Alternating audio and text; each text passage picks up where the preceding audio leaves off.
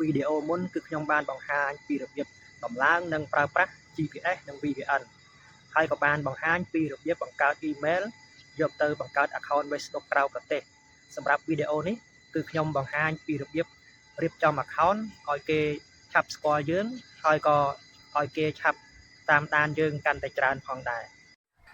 តោះឥឡូវយើងចាប់ដើមតែម្ដងទៅជាដំបូងបងប្អូនគឺទៅបើក GPS ជាមុនសិនបាទបើបងប្អូនមិនទាន់បើកទេបងប្អូនទៅបើកទៅបាទតែរបស់ខ្ញុំបើករួចហើយបាទហើយបន្ទាប់មកបងប្អូនចូលទៅ Spider VPN បាទបើក VPN សិនដើម្បីមានអ៊ីនធឺណិតលេង Facebook បានបាទ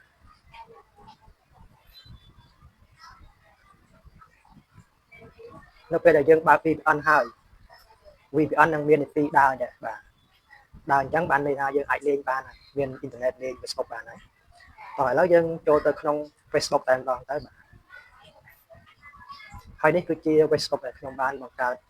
កាលពីវីដេអូមុនគឺខ្ញុំបានយក email ទៅបង្កើតហ្នឹងតោះឥឡូវយើងរៀបចំវាឲ្យត្រូវតាមស្តង់ដាររបស់ Facebook ហើយក៏ធ្វើឲ្យវាឆាប់ឲ្យគេបានមើលឃើញច្រើនហើយនឹងទទួលបានអ្នក follow កាន់តែច្រើនបាទឥឡូវយើងទៅរៀបចំវាដាក់ profile ជាមុនសិនបាទដើម្បីទទួលបាន follow ច្រើនគឺយើងត្រូវដាក់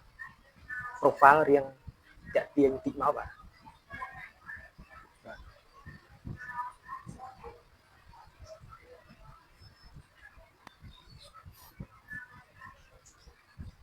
រងចាំវាឲ្យផុសឡើងឲ្យពេញសិន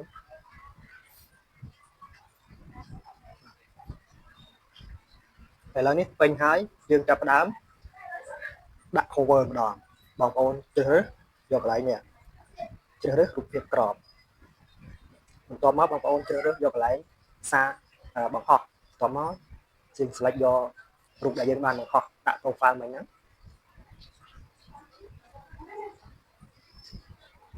បាទបន្ទាប់មកយើងរក្សាទុកបាទឥឡូវនេះរូបភាព profile និង cover យើងដាក់រួចរាល់ហើយបន្ទាប់មកបងប្អូនមកដាក់នេះកែព័ត៌មានលម្អិតសាធារណៈនេះកន្លែងនេះបាទទៅបន្ទាប់មកបងប្អូនធ្វើទីក្រុងបច្ចុប្បន្នទីក្រុងបច្ចុប្បន្នរបស់បងប្អូននៅកន្លែងណាបាទដោយសារយើងដាក់នៅ USA ដាក់នៅ New York អញ្ចឹងយើងទៅចូលទៅដើម្បីដាក់នៅ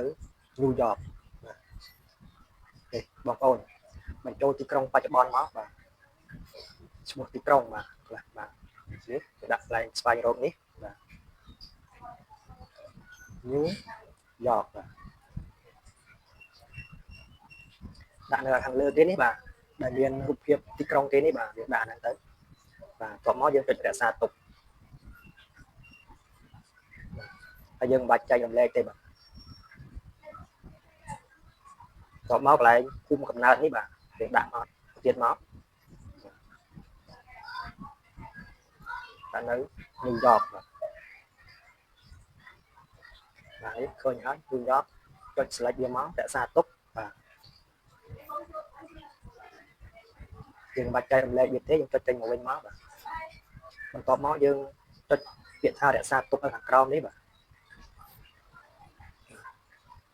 ឥឡូវនេះយើងបានដាក់កន្លែងរស់នៅ New York និងទីតាំងនៅ New York បន្ទាប់មកបងប្អូនត្រូវ add friend ឲ្យបាន 4-5 នាក់ដើម្បីឲ្យ Facebook យើងទទួលបាន follow កាន់តែច្រើនយើងត្រូវ add friend បាទ add friend ឲ្យបាន 4-10 នាក់ទៅ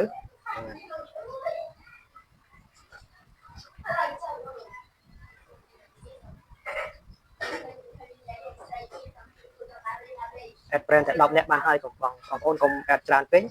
ប្រយ័ត្ន disable account ប